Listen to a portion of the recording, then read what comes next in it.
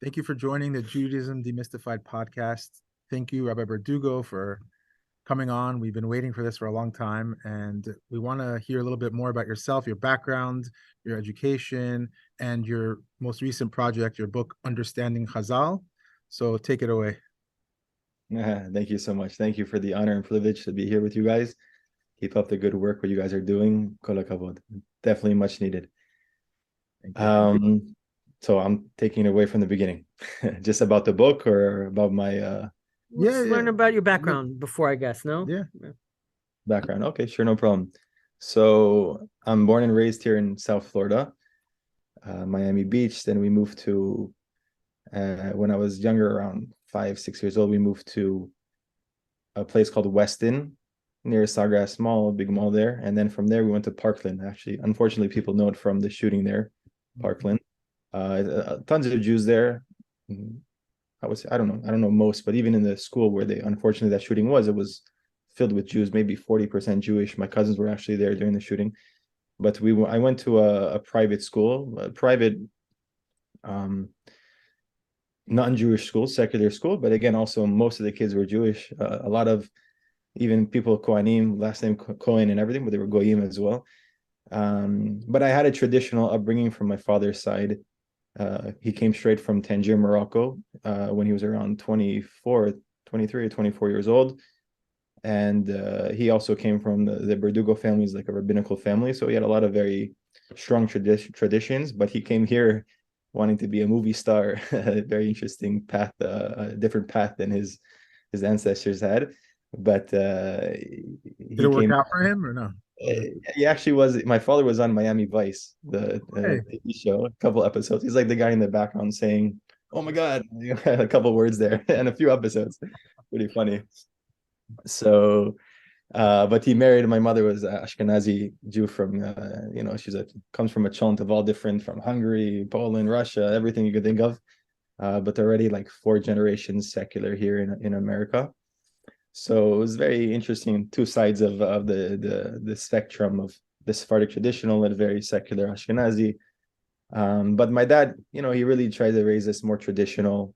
Our bar mitzvah was done Orthodox, even though like we would go maybe every now and then to like a conservative reform shul. But my dad was very like, no, we have to go Orthodox. And the only Orthodox we had there was Chabad. And in Chabad, we wore tefillin. My father used to go make sure every morning after my bar mitzvah, learn to put on tefillin. He made our house kasher as well, even though sometimes we would sneak in, things that we shouldn't have been sneaking in. But definitely a traditional upbringing, and it was also very just funny seeing the different sides of my mom's family. Unfortunately, even some of them married to let's say non-Jews, and my father's family, which a lot of them maintain the traditions, and even B'nai Torah, very religious. So very two different worlds clashing in my house. But towards, I would say like 15, 16, 17, getting more into it, I was very into music. I actually went to every summer I would go to Berklee College of Music in Boston. I got a full scholarship to go there to study there. But instead of that, during that time, I was getting more and more into Torah. There's not any crazy particular story. I know we went to Or Sameach for a little bit, and there you hear stories like, yeah, after I killed my teacher and went to prison for 5 years, I saw Or Sameach is like a haven for interesting stories. Yeah. I was like the only one that didn't have that. I actually met somebody in Or Sameach that was supposed to sign a contract as an offensive lineman for the Green Bay Packers, and really came to study in Or Sameach for like 1 month, just because like he wanted to like kind of look a little bit know his Jewish roots before he goes off to the NFL world, and he like quit the whole thing, and he like changed the life. Everyone, Or Sameach has these stories all the time. So yeah, crazy stories. So from there. Yeah, so very heavily involved in music. I was in bands. We toured, and we were gonna get. Actually, I even got. They wanted me to join some rock band, whatever, but I didn't end up joining it. But at the same time, I was getting definitely into more into religion. Actually, it happened to be because my brother was getting his bar mitzvah, and we had a Chabad rabbi that would drive like an hour away to come and tutor my brother. And then during that time as well, I kind of, it's pretty funny. You talked about that when you were at your shochet, but at that time, I'm on I guess my generation was like the first real generation to like use the internet like crazy and just explore it. Like even in school, my high school or my middle school was like the first school to start using like laptops in class. So like we were like the Dordea, the generation of knowledge, and just like searching things like crazy. And randomly I found out about how do you the PETA, PETA, right? PETA, the animal organization for to be vegan, etc. And I saw some videos about shechita and not shechita, about how they kill animals. And then I chose to be vegetarian. I'm like, I'm not gonna eat meat. But it didn't last so long because we liked meat a lot. And I showed my brother as well. I forced him to watch it as well. And we didn't we're like, okay, no more meat. We thought, meat grows on trees or something. We didn't know that it actually came from animals. And then from then I couldn't keep it. And my friend, he's like, oh, kosher, the shechita is much more, humane, etc. And don't worry, you can eat meat now. And I'm like, oh, great. My dad always, tries to enforce us to keep kosher. Anyways, we have it. Okay, I'm going to keep kosher. And from there, with the rabbi coming and teaching my brother for his bar mitzvah lesson, instead of learning for his bar mitzvah, we started just talking about this and that and random things. And then my mom actually didn't like it so much. She thought he was radicalizing us a little bit. So she like told us, Rabbi, you can't come back anymore. But because of this, the computer, the internet, I had access to everything. There was websites, askmoses.com. I don't know if they even had that anymore. They had all these different websites, Wikipedia with all the history of everything. So we had knowledge. We had, the access to keep on learning. And it just kept on growing and growing until, I started wearing a kippah in school. Probably the only guy wearing a kippah in school. And then as I continued to learn, instead of going to, even when I went to Boston in the summers, I was performing with a kippah on, with my tzitzit on. I remember I invited the Chabad rabbi to come to my concert, and instead of, I didn't know about the halacha of kol isha, and I told him to come, but the singer from my band was a woman singing, and he's like, well, I can't come, I can't listen to this. What is this? What are you inviting me for? I didn't know the halachot. But I already was very inspired. I don't know why I'm going through the whole story of my history, but it actually leads to the book of understanding Ḥazal. So we'll get there somehow. I hope you guys don't mind. If it's no, please okay. Do. So from there, I went to Eretz Yisrael. It was my first time ever going to Israel. Was going to study in yeshiva. I never went there before. It's a very different reality for me going to Israel, especially in the program I went to, Derech Or Sameach. I heard it was for Bal Teshuvah, but it seemed like my year and maybe years before it as well, they had a lot of just people coming from more modern Orthodox schools. So it wasn't, your year was like that. I also went to Derech Or Sameach, as we mentioned beforehand. There was a mix. There were some people I felt that came there and they were already kind of established. Then you had people that came there like, absolutely nothing. It was like you said, like it's a cholent of different types of people. Right. So I really loved it. Yeah. You loved it. Yeah. So when I was there, it was like a reality shock to me because I went there already like black and white. I had peyot a little behind my ear as well, ready to steig. But then like a lot of guys, like I met them on the plane. I went on the group flight and it was a shock reality to me. Like these are people that like, they didn't really want to be so religious. A lot of the people, of course, there were a few that did, but a lot of people weren't so into it. I remember the first time we go there, the rabbi sits us down. You're not allowed to go to Ben Yehuda. Okay, so and then we all go to the dorms, and I see everybody like putting hair gel and getting dressed. I'm like, where are you guys going? Ben Yehuda. I'm like, what? The rabbi just said we can't go to Ben Yehuda. So whatever, it was a little shocking for me. I had my ups and downs there, but Baruch Hashem, towards the middle of the year, a lot of people start growing, getting more into it. So getting more into it as well. The first time learning Gemara, I never learned Gemara before. But it was definitely in the end a very positive experience. I stayed there. I went there again for Shana Bet, but for only half the year. And then my father also pressuring, they're like, you have to come back, you have to start university. But I'm like, I want to continue learning. And I knew of a place that there's a yeshiva in Miami called the Talmudic University, Rabbi Zweig's yeshiva. So I'm like, Dad, I think I just want to study there instead of going to university. I was already accepted to YU also. Like I want to, especially with the hashkafa in Or Sameach, they prefer not to go to YU. They prefer, go to some other, stay there or more other yeshivas. So Rabbi Weiss is a classic, I don't know, it's like an Ner Yisrael breakoff type of style.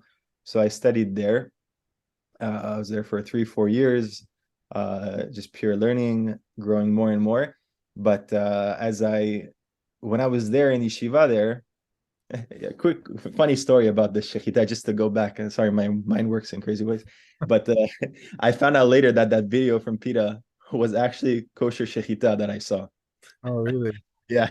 So I'm also a shochet certified for dakot and gasot as well, and I did a few of them as well.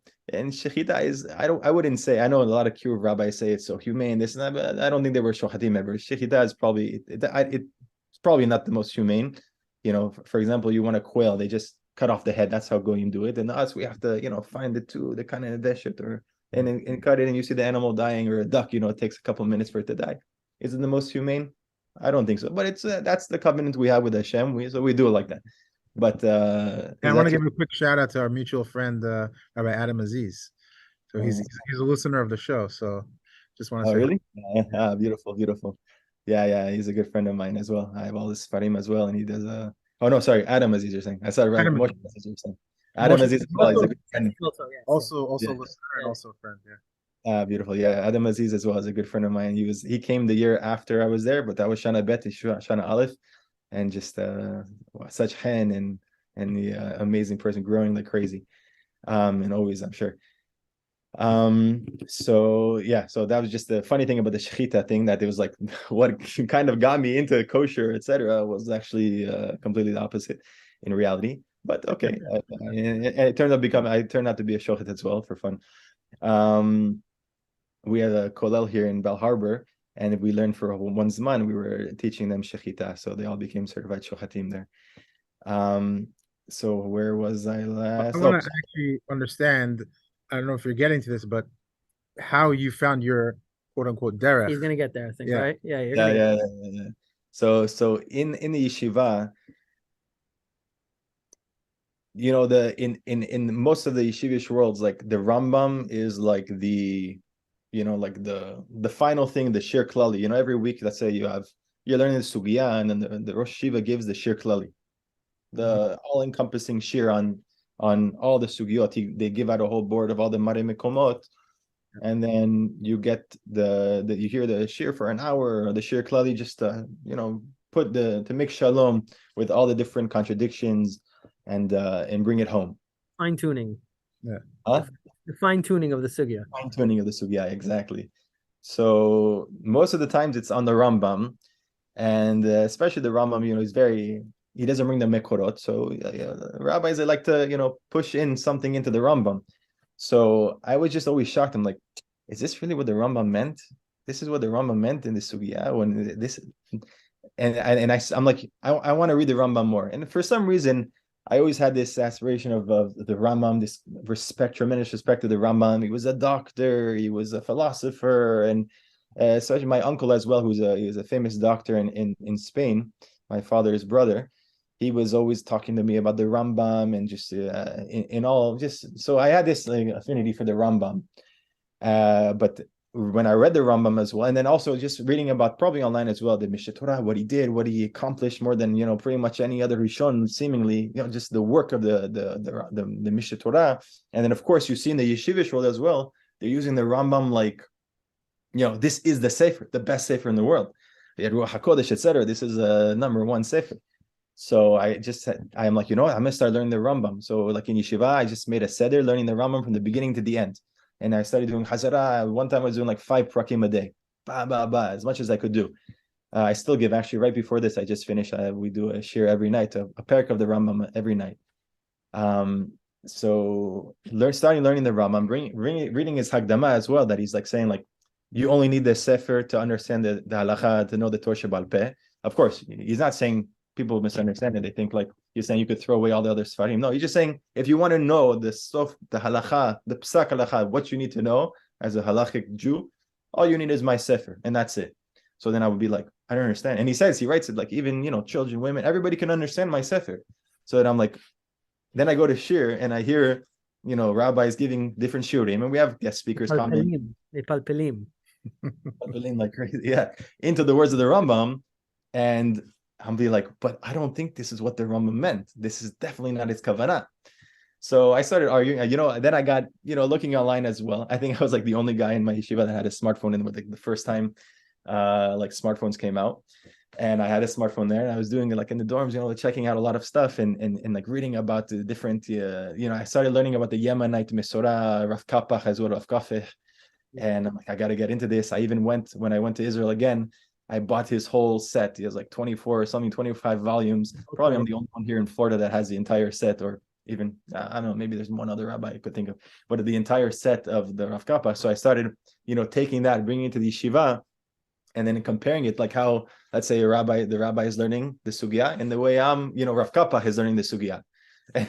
And many times I would be like, whoa, the Rambam, Rav Kappa brings down, the Rambam explained this in a teshuvah that he wrote, exactly how he learned it, Most of the time, by my experience, most of the time Rav Kappa will point towards something in the Parashat Mishnayot to elucidate, which is interesting because in yeshiva, I've never once heard Parashat Mishnayot of the Rambam being used in any sort of fashion, ever.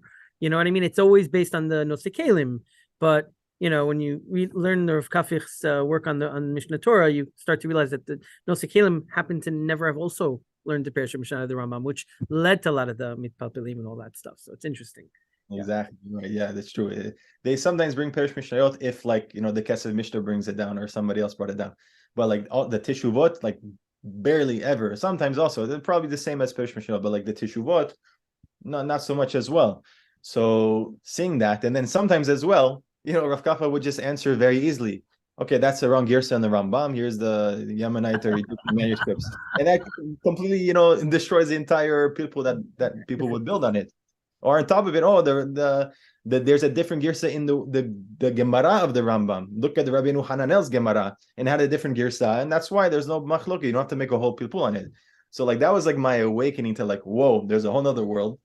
And then from that approach, I started seeing like another approach that a lot of people hold is that the Rambam himself, doesn't matter what he intended, because once, I'm sure you guys heard this before, and people can relate that. People say that once the Rambam wrote something down, it was written with Ruach HaKodesh, and therefore that became, the Sefer, and we can now mipalpe whatever we want into that Sefer. So I was like, that's really hard to really, understand that. Then like on top of it, wait a second, there's multiple Girsaot. Oh, my daughter just woke up. Mechila, guys. It's okay. So I was saying that, the approach that people were saying that everything that wrote with Ruach HaKodesh. So the question was that I was asking is like, but which Girsa? Because the Rambam, we know 100% that he would retract from his, many times in Perush Mishnayot, he kept on retracting from what he wrote previously. He finished it when he was 30-something years old. And throughout... He was like 20, right? He started when he was like 20. Yeah, he was 20. And I think he edited it 3 times or something. Yeah, so many, we don't even know, because it's just whatever kitvei yad we can find. And he kept editing it, and you're editing it and changing based off new, because halacha evolves, and a person, Ḥazal, throughout the Gemara, the rabbis are retracting from what they said. So why should the Rambam be different? And even in the Girsaot in the Rambam, we have different of his own kitvei yad. We have different Girsaot, and pretty much many times because he just retracted from what he said. The Rav Kappa actually in his Hagdama, he says that the Yemenites would send different scholars to maybe Shluchim every year to go and meet the Rambam in Mitzrayim and get the latest updates on on the different new updates that he did, the tikkunim that he did on the Rambam. So my question was like, which one is the one that's written with Ruach HaKodesh? Then I remember reading in the Rambam himself in More Nevuchim in his Hagdama, he writes, it's so important that when you read a work, you have to try to understand the intent of the author. He's stressing that, and then we're not, the way we're reading it is not like that. So this was my kind of like, I'm like, whoa, this is a very different style than what's being taught out there and how to read the Rambam. And I just see that people read the Rambam. Oh, somebody just told me this joke. Maimonides. Why is he called Maimonides? Maimonides. You heard that one before? Yeah, of course. It comes up a lot on our podcast. Oh, it comes up? Oh, it's new for me. I just heard it like last week. The Maimonides. People are reading Late to the whatever. party, man. Late to the party. Oh, late to the party. Okay, yeah. Yeah. It's like, I'm sure you guys know that famous joke when, what was it? The Sephardi guy goes up to Shemaim, or the Rambam is in Shemaim. You know that joke? No. Oh, no? Oh, okay. So I'll try to say it. I'm sure there's like 1,000 different variations of the story, but one time I think it was maybe it was the Brisker Rav and the Rambam in Shemaim, and they're learning a Rambam. And the Rambam learns it like that, and the Brisker Rav says, "You don't know how to learn it. You're a Sephardi, you know. You don't know how to learn a Rambam. You're a Sephardi." So, I didn't say it properly. There's some type of joke like that. You don't know how to learn the Rambam.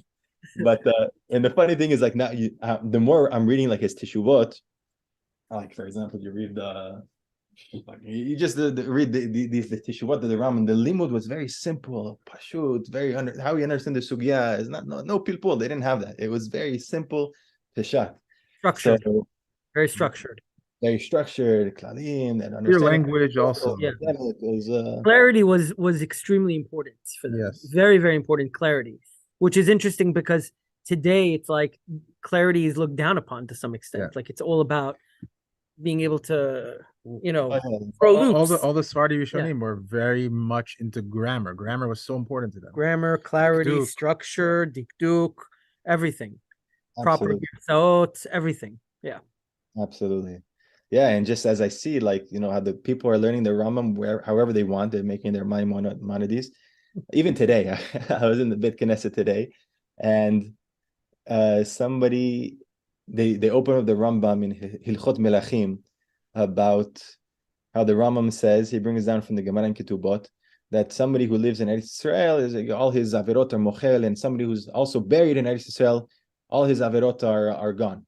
So he's telling me, like, yeah, you can be the biggest Russia all your life. As long as you're buried in Eretz Israel, you're going to be good to go. I'm like, no, that's not what the Rambam meant. That can't be the Rambam. You have to know that if you know the Rambam and you read the Rambam for the Rambam, that's not going to come as a Havamina in your head. The Rambam is just coming to give Shevach of Eretz Israel, to show the importance. Pretty much his Ḥakhamim were doing that, to give the Sheva. That's how they spoke. That's their Lashon. But not to take a literal, like you can be Chas v'Shalom, like a Nazi, and then at the end of your life, because you're buried, or you can be a Nazi and you're living in Eretz Israel all your life, so therefore you're okay to go. There's no cheap sigulot and tricks, with Hashem. And it was just like, I'm telling you, like we were in synagogue yelling at each other today about this. And then, you have to speak their language. So I opened up the Nosei Kilim on the Rambam, and I found Baruch Hashem, the Lechem Mishneh on the side. And he writes, the Rambam, he went with Rabbi Eliezer, I forgot, Rabbi Elazar, but really he should have went with Rava on the Gemara, who's a Batra, he came after. And according to the later opinion, they don't learn that pasuk talking about you're going to be mochel by living in Eretz Yisrael. That's talking about Yisurin. So the Lechem Mishneh writes there, the Rambam, what he meant, he's just bringing this in because it's not psak halacha, it's just he's giving us shevach of Eretz Yisrael, and don't take it like psak halacha. And then after, of course, I went to Rav Kapech, and he says that straight up on the spot.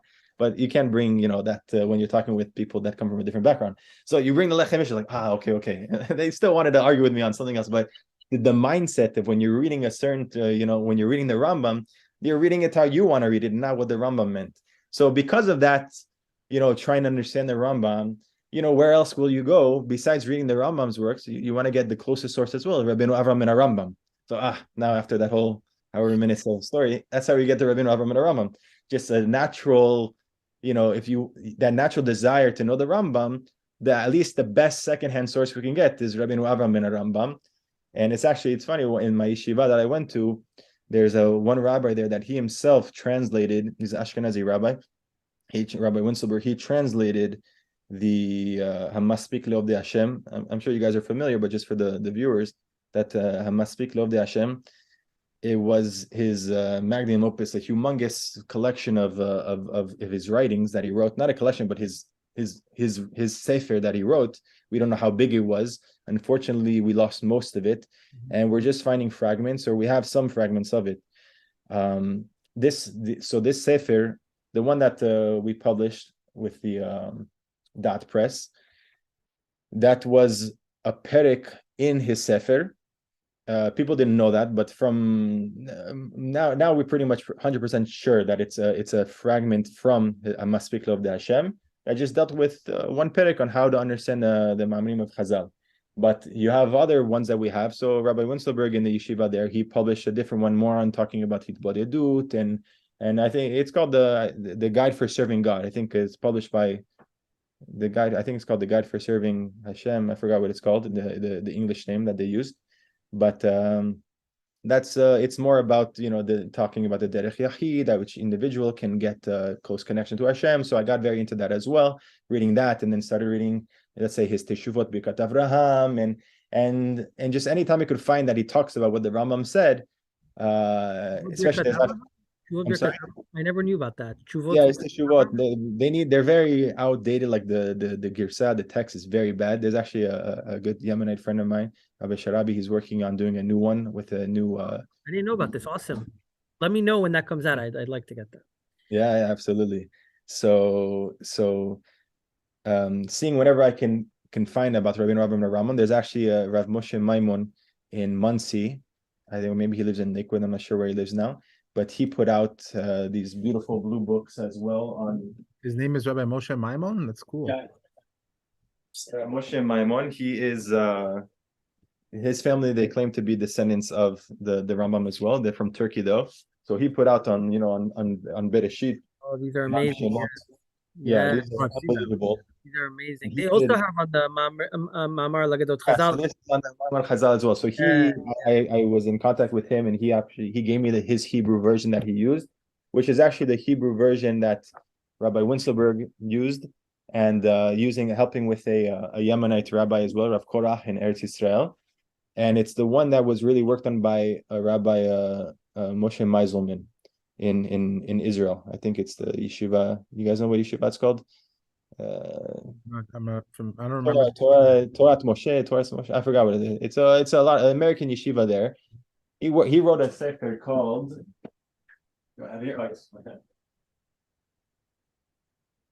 Torah, Ḥazal, and Science. Oh, I've seen that around. That's worth it. So he actually brings the entire Girsa in the back of the sefer, because he's trying to the pretty much the entire book. It probably was a book to go negate Rav Natan Slifkin. That's why this whole book was probably pretty much written. Yeah, I've seen the back. Yes, that's what it is. Yes. On Slifkin's Rabbi Slifkin's site, he has like a kind of like a critique. Like So pretty much the whole thing, and the leader of this movement of Ḥakhamim can make mistakes in science was seemingly, at least because people had access to for hundreds of years, was Rabbeinu Avraham Ben HaRambam, because of this Ma'amar Ḥazal, because it was printed in every single En Yaakov. In the beginning of the En Yaakov, they bring it down, this whole Ma'amar of Ḥazal, stating that Ḥakhamim make mistakes in science. So, people from the more yeshivish world, they didn't like that so much. So Rabbi Meiselman, he goes out to get using the Girsel that they found, the new Kitvei Yad they found in Mitzrayim. And it was interesting because the parts, the more controversial parts, were not found in the Kitvei Yad. Only the let's say more classic, more conventional, more orthodox, palatable parts. Yeah, palatable parts for certain people were found in the Kitvei Yad. So they found around maybe, let's say, 2/3 of the entire Ma'amar in Kitav Yad, but the 1/3, which is the beginning of the Sefer, which really gets into the whole thing about Ḥakhamim, erring in science, let's say. And again, it's very important to know that in the world of Rabbeinu Avraham Ben HaRambam, the Rambam as well, they look at this like Ḥakhamim, they make mistakes and they admit to it, and it's Shevach and it's beautiful, and they were using the advanced science of their time, and it's not from Halacha Moshe Sinai, the science. But so Rabbi Meiselman, on the other hand, is trying to show that it's probably mizuyaf, that whole introduction part, the beginning of the Ma'amar is mizuyaf. It's forged, it's not from Rabbeinu Avraham Ben HaRambam, impossible.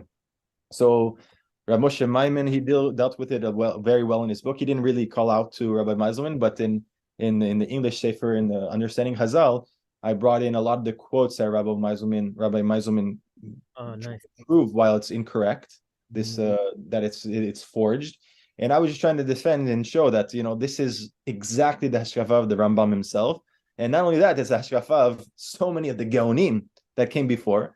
Rabbeinu Hananel, their approach to midrashim and also these certain sayings or certain scientific sayings that say that they didn't held that it was halachically binding, nor was it something that they received on Har Sinai. And on top of it, there's so many achronim as well that other rishonim and other achronim that held the same hashkafa as well. So that was pretty much. It's not a new thing. That's the thing. People think that it's like a dat yachid. It's really not. It's the most traditional approach actually that we have. It's the most traditional approach. It's just let's say in the world of the Balei Tosafot, etc., they didn't have that approach at all. It was a very different approach, and that became the more mainstream approach. But for me, at least in this world and living in a generation where, let's say, I came from, it's important to know my background. I guess that's why I said it. Coming from a world where, I'm from that generation loving to watch debates between Sam Harris and all these atheists, the Christopher Hitchens and Dawkins. Christopher Hitchens, Dawkins, fighting, let's say, great Christian apologetics like William Craig, all these great guys. Like, I love watching the debates and seeing these different things. And, there is knowledge, there is Chokhmah legoyim, there is definitely knowledge.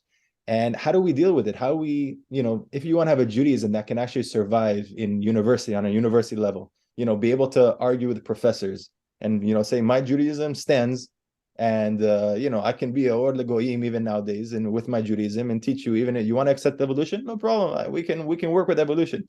You don't want to, okay, wherever it is, we can work with it with this approach because you're not, not married to anything. Yeah. You're not exposing your Judaism because you're accepting, because when you accept certain things as dogma and saying that it's Har Sinai and that every, the way that people understand Torah Sheba'al Peh nowadays is it's just so all-encompassing Torah Sheba'al Peh, every single thing was Torah Sheba'al Peh.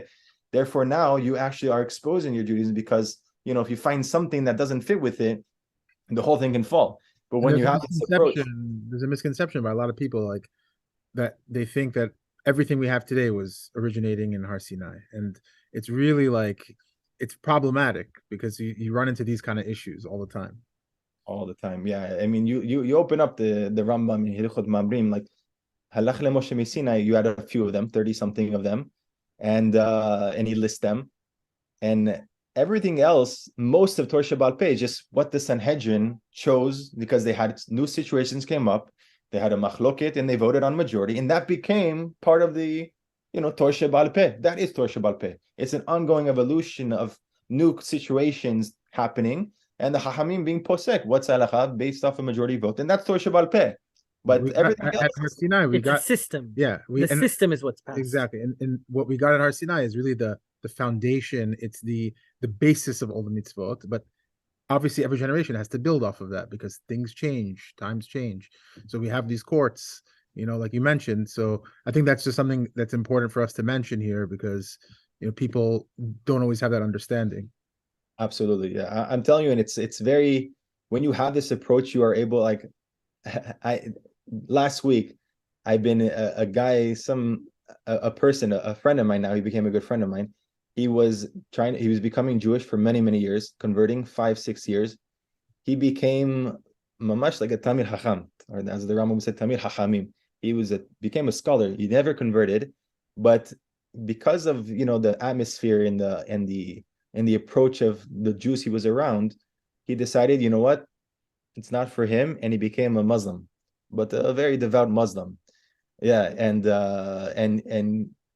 so we have now, it's like once a week we talk, and he tries to prove Islam to me, and maybe he's gonna listen to this later, but his arguments, they don't work at all when you come with an approach from the Rambam, that style of the approach of the Geonim, because we don't have that.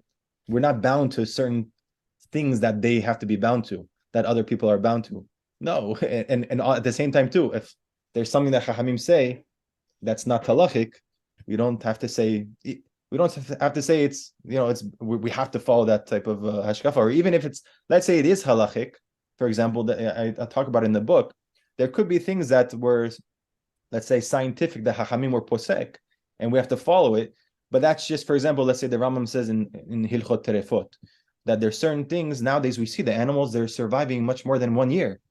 And therefore, why is it a problem? The Rambam says it doesn't matter. We can't add or we can't remove because that was something that was gozer by the Ḥakhamim.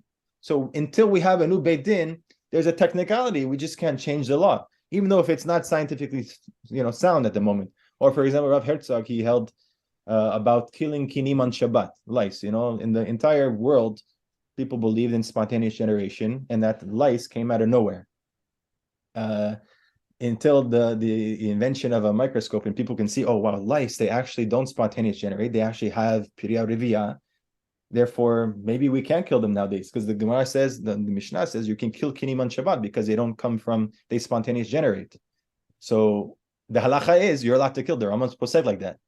So are we still nowadays allowed to kill? Should we be machmir and not kill? So the approach, if I recall correctly, of Rav Herzog is like, no, we can actually still kill them because that's the halacha, and that's how halacha is formatted. The Supreme Court of Am Yisrael was posek like that. So we still have to follow that law because of a technicality. If the new Beit Din comes, B'ezrat Hashem, when all the rabbis get to act together, we want to make a new Sanhedrin, and that's the only way we could have a unified halacha is when we have a Sanhedrin.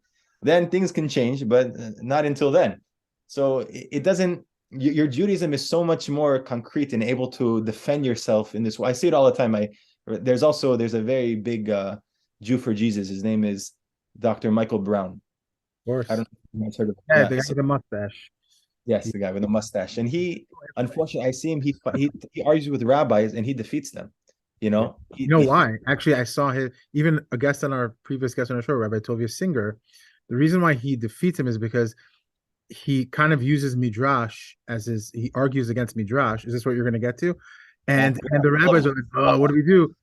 Because now he kind of like cornered us. And the problem is like, hello, don't you understand what we are? Exactly. I mean, he really, I love Rav Tuvia Singer, but he cornered Tuvia Singer in one place. He actually, Rav Tuvia Singer said that maybe we should edit this out. I don't know, but he said that if you can prove me this, that one rabbi held in Isaiah 52 or 53 that it was talking about the Messiah and not Am Yisrael, then I'll convert to Christianity. And Dr. Michael Brown actually found a Rishon that held like that.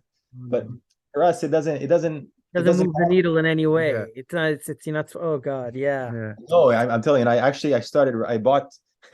have his Dr. Michael Brown's series on trying to disprove Torah Bal Peh and trying to prove this and that. I mean, when you have this hashkafa of the Rambam, or let's say the later of Haham Faur, at least you can destroy these guys in 1 second. Besides the fact that their entire religion, Christianity, it's like midrashim, literally. Their whole religion, the New Testament, is all about demonology. It's basically a midrash. I mean, there have been big rabbis who actually were okay with studying the New Testament as a midrash. It's not big midrash, and it's all about dibukim and people being possessed with the devil and him taking it. It's all magic and sorcery. The whole thing is like that. So this approach is just it's unbelievable, and I'm telling you, you can argue with anybody when you have this, and you tasted it. You watch these debates and be like, Habibi, it's something. Yeah. You just want to jump in there and help them. I think what Rabbi Tovia Singer is doing is unbelievable to dedicate his life to this. But I think that's part of the issue why he wasn't able to answer that question, because I think he's been so immersed in this specific topic that maybe he's not as nuanced in those areas of understanding. Let's say what the Geonim said about midrash. Right, he's niche. Yeah, that's his focus. But overall, I think he does so much good for 99% of what he says is just refuting. So I would he can he knows the entire New Testament Bal Peh, and he can destroy them in the New Testament. It's unbelievable, and he knows Tanakh more than. Unfortunately, a lot of Orthodox Jews don't know Tanakh at all, and he's just holding, and he's there to defend us, and Hashem should bless him. And another thing about Amen. Another thing about the debating with Christians. One of the things that I think they use as a weapon against a lot of rabbis, and I think they also corner a lot of Jews with Kabbalah. And again, if you hold like the Rambam, you won't fall into those traps. Because Kabbalah really does not apply, and they use it. If you go to the Jews for Jesus website, I mentioned this before in the podcast. Almost all of their arguments are based on midrash and Kabbalah. Absolutely. They'll find the Abba, Ima, Zeir, and Pin, and show that there's a Trinity in Kabbalah, and they'll do all these things like these like mental gymnastics using those ideas, and you're just like, okay, well, many Jews don't accept Kabbalah, right? So it's so on point. It's so on point. I don't know if you guys read the Vikuach of the Ramban with Pablo Cristiani. He added in, and there it's actually fascinating. The Christian, unfortunately, Pablo Cristiani. He had to stay away from the Kabbalah stuff. It wouldn't help the cause. Oh, he was attacking the Ramban with midrashim. Yeah. And what did the Ramban say? I actually quoted it in Understanding Ḥazal. He's saying, what is a midrash? He told him, he's like, what is a midrash? A midrash is, let's say one of your popes come up and starts giving a derasha on something. That's what a midrash is. Each rabbi comes and says something. He doesn't source it saying that he got it from his Rebbe, that got it from his Rebbe. A midrash says, Rabbi Amar Rabbi Akiva. They're not saying I received it, all the way from here. He's giving a derasha, exposition on something, and that's it. So I don't have to know Ramban says, I don't have to know. Sometimes he would say in the Vikwa, I don't know this midrash, number one, because there's Ein Ledavar, there's so many midrashim, and we're even finding more, the midrashim, the Temani, so many midrashim. Thousands upon thousands, literally. That we don't even know when certain midrashim were written or not. And on top of it, you can argue with the midrash. That's what the Ramban said. If that's what, and then he would still try to speak their language and show even within the midrash that, you're incorrect. But it's a very important principle to know that too. When you don't take midrash. Ramban uses strictly rational arguments there. He doesn't tap into Kabbalah because that's opening Pandora's box. Doesn't help the cause. Yeah, we mentioned it recently on another podcast. It's like, okay, you want to refute the Trinity. If you're going to introduce this Sefirot, even if you have a very conservative and kosher kind of like understanding of it, it's still like you're just creating bigger problems than solutions, Oh yeah. Oh no. And these Christians, they know that you start telling them about the Trinity is Avodah Zarah, they're gonna get you with the Sefirot, and they're gonna show you why the Trinity. They can explain very easily why the Trinity is not Avodah Zarah. They can explain. They have beautiful same way. Yeah, they really explain it, and they know they have. I mean, you grow up in the yeshiva world and you think like, these guys don't know anything. These guys know a lot. They're very extremely. First of all, it's a misconception that I've only recently started realizing, like in the past few years. Like to me, the Trinity made absolutely no sense.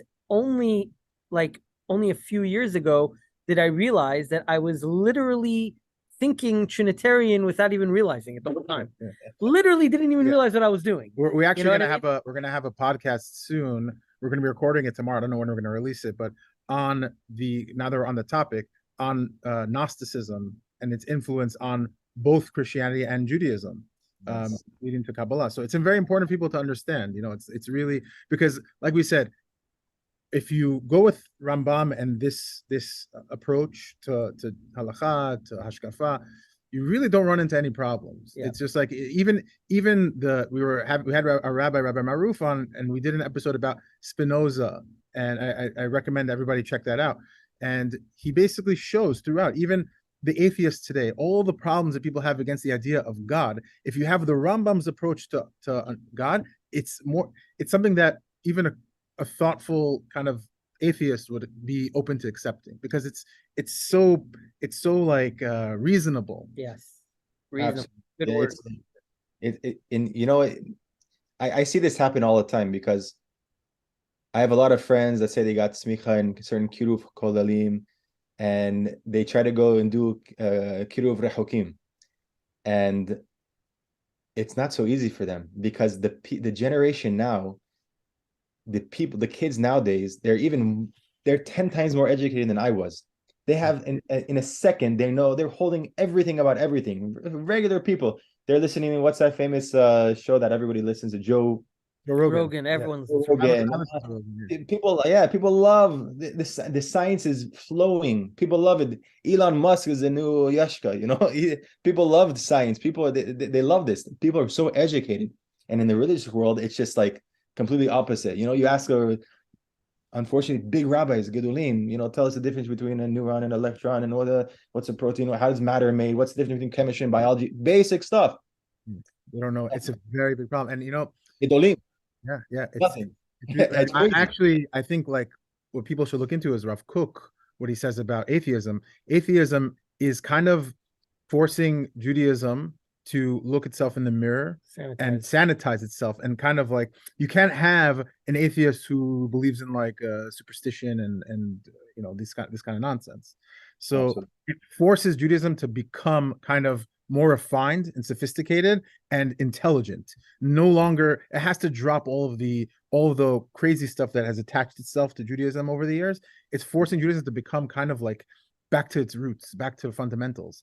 It's part of why our podcast appeals. We've seen the people who reach out to us, a lot of them are like ex-Haredim, ex-Hasidim, who didn't think there was a derech for them. They find Judaism to be very like kind of arcane and superstitious, and they're like, oh wow, it's actually a chokhmah. There's a tradition. There's a Rambam.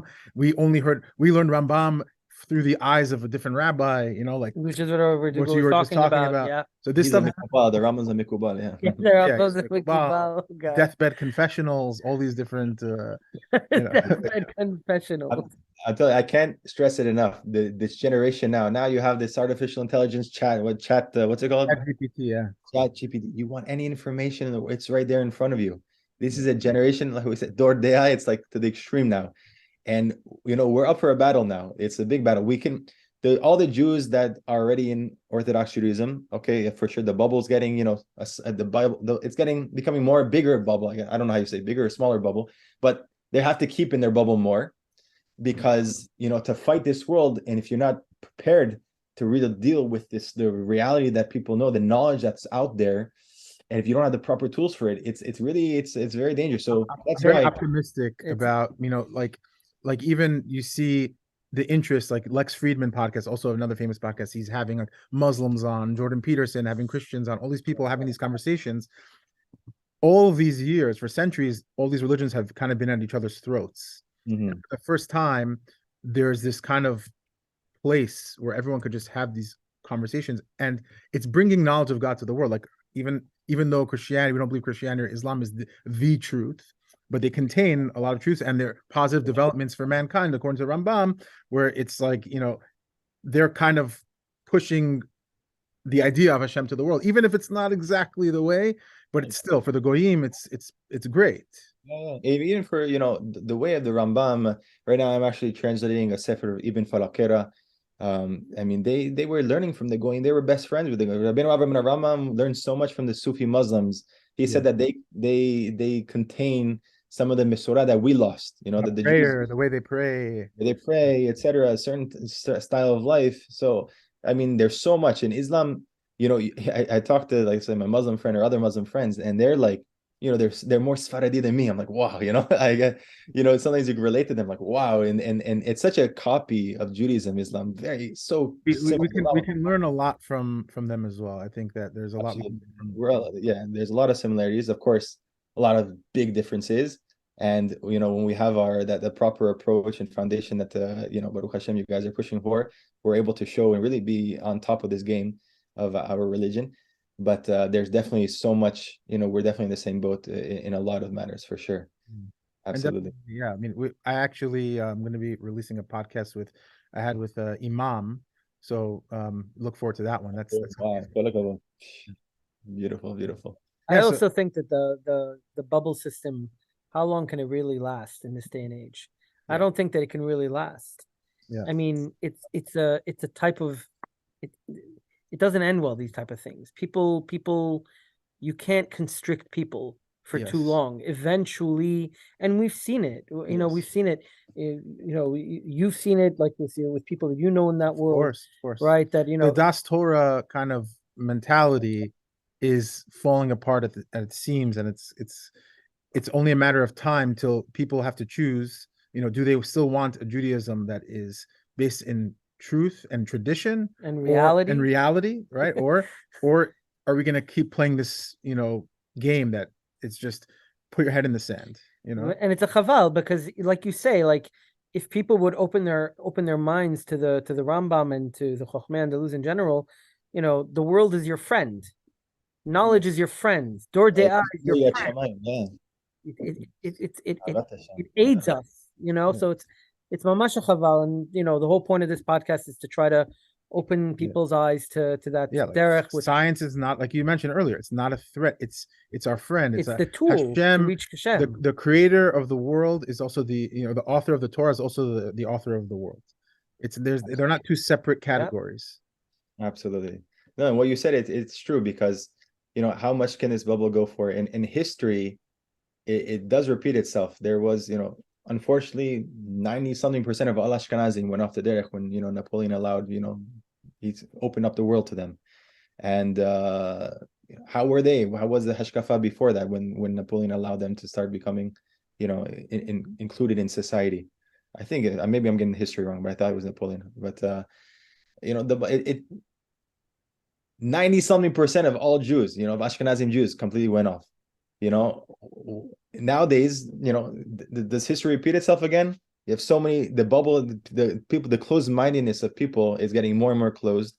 The way they're so intolerable to certain ideas. If you even quote, I remember my brother once quoted, he was giving a Devar Torah. My brother's also a rabbi, and he actually just translating he's publishing, coming out a couple of weeks, the grandson of the Rambam, Nagid, David Nagid, Perush on Pirkei Avot. But he told me that once he gave a derasha and he quoted Antinones, maybe I forgot who it was. He quoted some philosopher, and the crowd there, one rabbi there, like yelled at him and told him to sit down, and it went nuts at him because of that. So it's really like the bubble's getting really, really, I don't know. The tension is really there. It's Ḥazal. It's sad. The tension's there, and because if they only knew that, like, Pirkei Avot is basically based on Stoicism, the Greek Stoicism, Marcus Aurelius, Epictetus. This is their wisdom. Crazy, so many similarities. Like some lines are the exact direct quotes. Exactly. Quotes. There's this idea that, like, Judaism can't learn. That's the whole beauty of Torah, is that the Ḥazal, they would see wisdom of the world, and they would bring it into Judaism, kind of like show that it's compatible. Like when there's wisdom is wisdom. It doesn't matter what source it comes Objective. from. Yes. Right. And that's but people, they say, like, oh, the Talmud is filled with astrology, it's filled with demonology, all these different things. So, like, how can the Rambam, they attack the Rambam all the time. So there's an opposite way to look at it. Like, if you know the history, back then, astrology, back then, demonology, these were like these were the top, society. If you want to be a cultured person, a sophisticated person, this is what you have to believe. So to say that, how could they believe in these things if it was wrong? No, that was a science of their time. Again, this was a halakha l'mishmisiyin to believe in these things. No, but even Ramban, when he believed in necromancy, he says the science of necromancy, meaning he understood it as part of, like, the law the laws of nature. Well, he says more than that. He clearly doesn't call it Misora, because he actually says that he went and tried to discover for himself whether it's true, and he saw it with his own eyes, meaning he performed what in his mind was a scientific, procedure in his mind to realize the truth of it or not. He did not say, like, I received from my, my rabbi or this or that. That were not the Ramban's words. He says it in his Pirush Chumash somewhere. I don't remember where, but that's what he says. So he actually verified for himself through his whatever means he felt compelled him, but he verified for himself. So you find it in the Ben Ishai as well. The Ben Ishai. Oh, I didn't know about that. What? Yeah, the Ben Ishai as well. He tries to prove certain things, this heebie-jeebie stuff, let's say, based off certain science realities that he said that the whole world accepts during his time. Certain things that can't be explained by nature, and nowadays, we can really explain a lot of it. Yeah. So someone 200 years ago would they would think he's having a exorcism, but really it's just he's just having an epileptic seizure. They're throwing holy water on him. But today there's medication. So there's it's just how do we deal with there's discoveries that we make over time. And the rabbis are always trying to give an explanation, a scientific explanation for those things. Yeah. So we can't fault them for that. That's absolutely right. And there's two ways of, like, looking at it. There's another approach is that Ḥakhamim, the Rambam himself in a Teshuvah about astrology, he explains that it was a small minor opinion of Ḥakhamei Yisrael that believed in astrology, but the Rabbim Rov didn't believe in it. That's one approach. Another approach is that the Ḥakhamim themselves, they didn't believe in these things, but they allowed certain things, like in the Sefer as well. Like, why did they allow certain, let's say, amulets to be used, carried on Shabbat, etc.? They conceded ideas. Because people believe in it, so they allowed certain, You also have the Chait approach, Rabbi Chait approach. Yeah, they sort of they find it like almost like how would you describe they're using, for example, they'll see like shedim, right, and they'll say that they didn't really believe in demons, but they were appropriating these ideas from their culture because it was a commonly understood kind of idea, and really they're just using it to kind of give over ideas. It's scientific science of the time. Also, that I think they also hold that there's certain sarcasm involved. Yes. I think that's what it was. There's a sarcasm involved, like the one with the demons by the mountain at night. What was it? Well, there's always, every time demons are showing up, they're always in isolation. Correct. Yes. So he says, that's your imagination. It's teaching us about, don't let your imagination run wild, because what happens is that's the imagination is the seed of idolatry. So if you put yourself in situations where you're in an abandoned building or you're alone at night and you're going to start, if you're isolated on a mountain or on an island somewhere, you're going to start potentially talking to yourself or hearing voices in your head.